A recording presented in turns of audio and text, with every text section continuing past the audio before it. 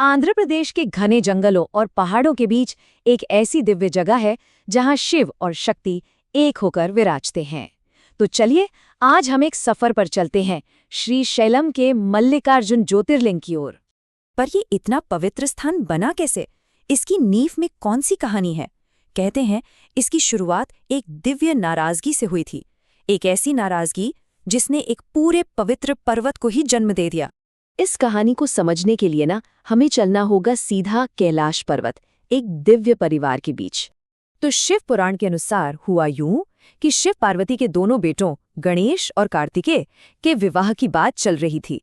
एक शर्त रखी गई कि जो भी ब्रह्मांड का चक्कर पहले लगाकर आएगा उसी का विवाह पहले होगा। अब गणेश जी ने अपनी बुद्धि लगाई और माता पिता की ही परिक्रमा कर ली और शर्त जीत गए, उनका विवाह हो गया। जब कार्तिकेय जी अपना चक्कर पूरा करके लौटे और ये सब देखा तो वो नाराज होकर क्रौंच पर्वत पर चले गए। शिव पार्वती उन्हें मनाने पहुंचे पर वो नहीं माने। तब अपने बेटे के पास रहने के लिए महादेव ज्योति के रूप में और मां पार्वती अपने स्वरूप में वहीं विराजमान हो गए। और पता है, इसी दिव्य मिलन से इस ज्योतिर्लिंग को अपना नाम मिला, मल्लिकार्जुन। ये सिर्फ एक नाम नहीं है, इसमें पूरी कहानी छिपी है। मल्लिका यानी मां पार्वती का प्रिय चमेली का फूल और अर्जुन भगवान शिव का ही एक नाम। ये दोनों नाम मिलकर शिव और शक्ति के एक होने का सबसे बड़ा प्रतीक हैं। और यही बात श्रीशैलम को पूरे पृथ्वी पर सबसे अनूठा बना देती है। जरा सोचिए, ये दुनिया की अकेली ऐसी जगह है जहां भगवान शिव का ज्योतिर्लिंग भी है और ठीक वहीं पर मां पार्वती का शक्तिपीठ भी। ये वो संगम है जहां सृष्टि की दो सबसे बड़ी ऊर्जाएं एक साथ मिलती हैं। लेकिन ये दिव्य ऊर्जा सिर्फ मंदिर की दीवारों तक नहीं है, ये पूरे इलाके में महसूस होती है।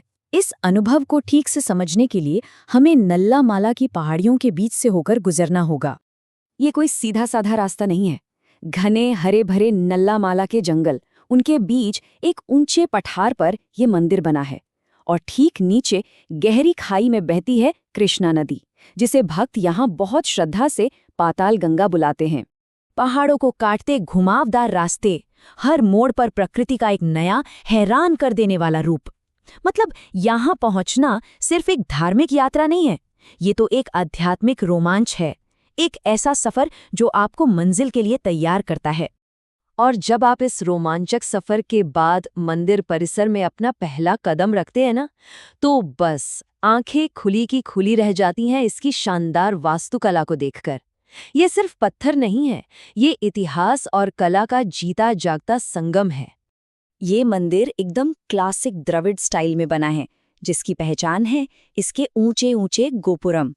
मंदिर की जो बाहरी दीवार है उसे गजप्रस्थ कहते हैं, क्योंकि उसकी बनावट हाथी की पीठ जैसी है। और सबसे ऊपर सोने की परत वाला विमानम यानी मंदिर का शिखर सूरज की रोशनी में चमकाता रहता है। इसकी दीवारों पर आपको सिर्फ कलाकृतियां नहीं बल्कि पूरा का पूरा इतिहास उकेरा हुआ मिलेगा।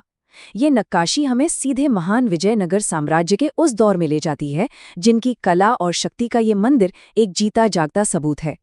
जरा इस संख्या पर गौर कीजिए, हजारों, एक दो नहीं, 100-200 नहीं, हजारों हाथियों, घोड़ों और योद्धाओं को पत्थर पर तराशा गया है। मंदिर की बाहरी दीवार, जिसे प्रकारम कहते हैं, उसका हर एक पत्थर उस दौर की एक कहानी सुनाता है। लेकिन इस मंदिर की असली आत्मा इसकी वास्तुकला से भी ज्यादा गहरी है।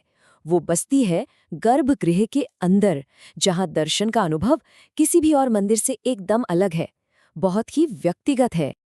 देखिए, ज्यादातर बड़े मंदिरों में क्या होता है, देवता और भक्त के बीच एक दूरी होती है, पर श्रीशैलम में ऐसा नहीं है। यहाँ स्पर्श दर्शन की एक बहुत ही अनोखी परंपरा है, जहाँ हर भक्त को गर्भगृह में जाकर अपने हाथों से पवित्र शिवलिंग को छूने और अभिषेक करने का सौभाग्य मिलता है। ये एक बहुत ही शक्तिशाली अनुभव है। और दर्शन से पहले तन और मन को शुद्ध करने की भी एक परंपरा है। इसके लिए भक्तों को 252 सीढ़ियां उतरकर नीचे बहती पाताल गंगा तक जाना होता है।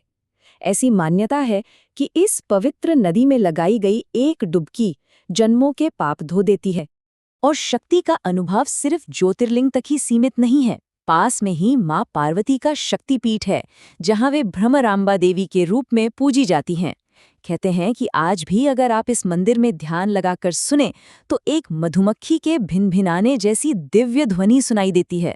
तो एक पौराणिक कथा, प्रकृति का रोमांच, इतिहास की भव्यता और आध्यात्म का इतना गहरा अनुभव, इन सब से मिलकर बनता है श्री शैलम। ये सच में वो जगह है जहां शिव अपनी शक्ति से मिलते हैं।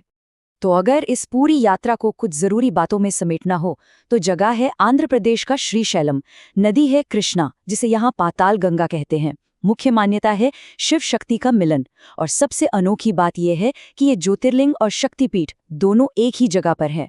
श्रीशैलम की ये यात्रा मन में एक सवाल जरूर छोड़ जाती है, आस्था के किसी भी सफर में क्या सिर्फ मंजिल पर पहुंचकर दर्शन कर लेना ही सब कुछ है, या फिर वो घने जंगलों से गुजरना, नदी में स्नान करना, इतिहास को महसूस करना, क्या ये पूरा का पूरा सफर ही अपने आप में एक तीर्थ यात्रा नहीं है?